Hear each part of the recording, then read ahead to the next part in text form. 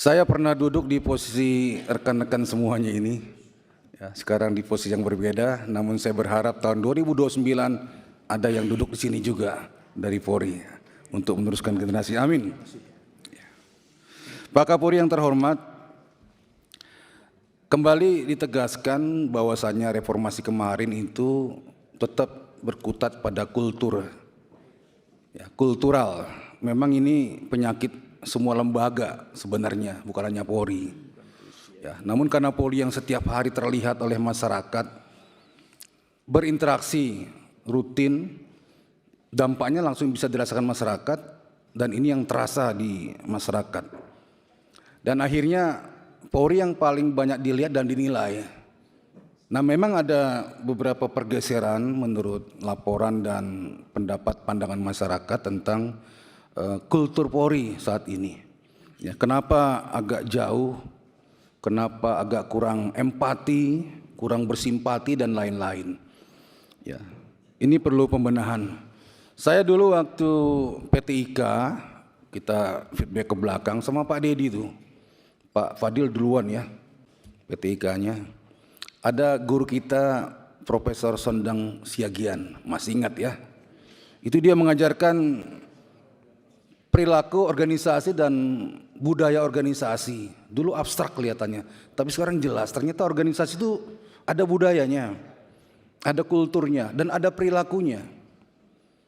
Nah, bicara kultur budaya ini bisa buruk, bisa baik.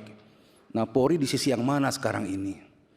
Apakah di tengah, apakah di baik, apakah di buruknya? Apa 60 atau 40? Namun wujud dasarnya adalah perilaku. Perilaku itu kalau kita samakan dalam pengertian sehari-hari adab. Ya, adab daripada person-person kita. Ini mungkin perlu dibina lagi, ya, didalami lagi. Ada apa ini tentang perilaku kita, tentang adab kita dalam kaitan berinteraksi dengan masyarakat, dikaitkan dengan tugas pokoknya. Dan juga ini masalah teknis juga adab itu. Jadi perlu dilihat aplikasinya, perlu dilihat interaksinya. Ada apa dengan anggota kita di lapangan dan kita sendiri tentang perilaku dan adab ini. Sehingga ujung-ujungnya tingkat kepercayaan masyarakat. Ya. Walaupun dikemas dengan tugas-tugas pokok Polri. Ya, fungsi Polri itu kan tidak lepas daripada perlindungan, pelayanan, pengayaan masyarakat, Harkamtipmas, dan penegakan hukum. Tadi Pak Kapolri sempat menyinggung anggota Polri itu seperti Superman, tugasnya banyak sekali. Ya, memang betul. Kalau anggota Polri melaksanakan tugas seperti yang disampaikan tadi, Superman betul itu. Bahkan melebihi kiai, melebihi ulama. Ya, kalau ulama kan menyampaikan, kalau polisi itu yang menyampaikan, yang mengerjakan. Ya, Superman memang, tapi pada waktu dia pulang ke rumah, dia menjadi Superman, ya, dengan segala kekurangannya, yang anak belum bayar uang kuliah, kontrakan belum habis, ya, belanja bulanan sudah habis setengah bulan, gitu. Ini realita. Jadi kita pikir kekurangan dalam adab itu diantaranya adalah kesejahteraan juga. Kesejahteraan perlu diperhatikan.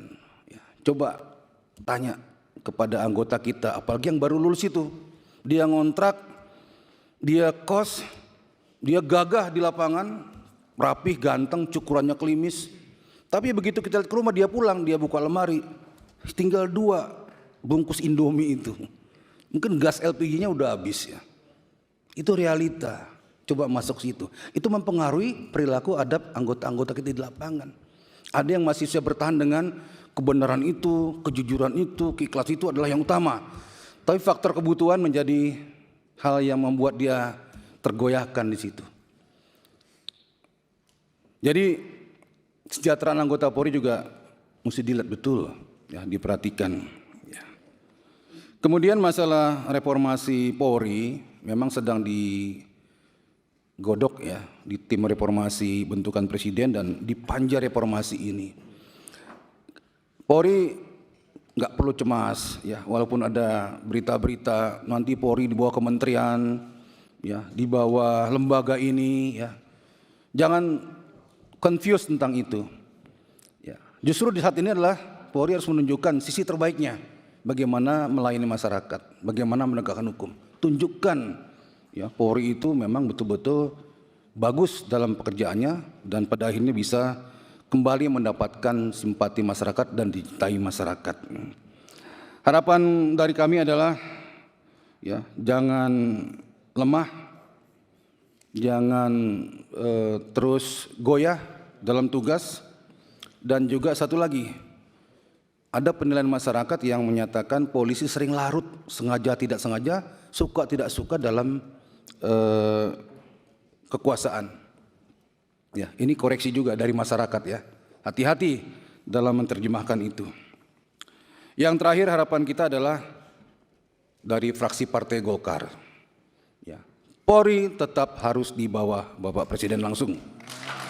Ya, ini amanat undang-undang, amanat reformasi yang kita tinggal melaksanakannya agar tugas-tugas ke depan lebih bisa lagi dilaksanakan dengan sebaik-baiknya. Terima kasih Pak Ketua. Oke, mantap Pak Rahul. Siap-siap Pak Mahfud Arifin. Assalamualaikum warahmatullahi wabarakatuh. Yang terhormat pimpinan dan anggota Komisi 3, yang saya hormati Jenderal Polisi Listio Sigit Prabowo berserta seluruh jajaran pejabat utama Mabes Polri serta para Kapolda dari seluruh Indonesia yang hadir hari ini. Izin pimpinan, pengawasan yang ketat adalah kunci agar Polri selalu on the track dalam menjalankan tupoksinya. Terkait pengawasan terhadap Polri, fraksi Gerindra mendorong maksimalisasi fungsi pengawasan DPR sebagaimana diatur pasal 20A Undang-Undang Dasar 1945, dan kami mendorong penguatan pengawasan internal lewat Wasum, Wasidik, dan Propam. Termasuk juga pengawasan dari masyarakat. Polri harus membuka diri seluas-luasnya atas keluhan, kritikan, dan masukan dari masyarakat. Kemudian mengenai Kompolnas,